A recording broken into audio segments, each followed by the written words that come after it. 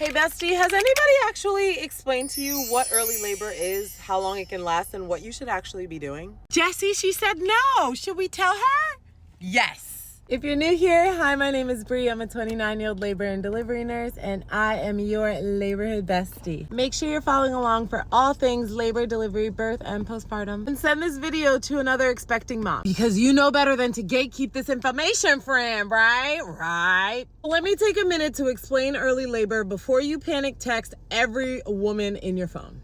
Early labor is the very beginning, when your cervix is like, okay, fine, I'll start to prepare. In this time, your cervix will most likely start to thin out. It may even start to dilate a couple centimeters. Bestie, early labor can last a few hours or a few days, and it is not a medical emergency. Of course, if you're low risk, if you're term, things like that. In this time, you might start feeling some strong period cramps, some pelvic pressure, some back pain, maybe even some bloody show. Ooh. And these symptoms don't always just come and stick around. They can come and go and come and go, like an ex that just doesn't get the point.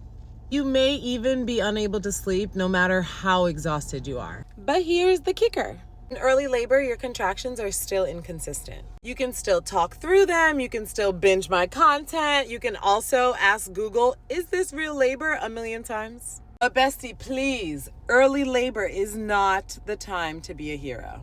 Your 3 jobs during early labor is to rest, fuel, and hydrate. This is a great time to take a shower, eat a good meal, bounce a little, sway your hips, eat snacks, hydrate. A general rule of thumb of when to head to the hospital is the 5-1-1 rule. Once your contractions get to the point where they are 5 minutes apart, consistently 1 minute long each one for at least an hour. But of course, if you're preterm, if your water breaks, if you have heavy bleeding, if you're not feeling your baby move as much, remember, these are always reasons to go to the hospital and ask questions later.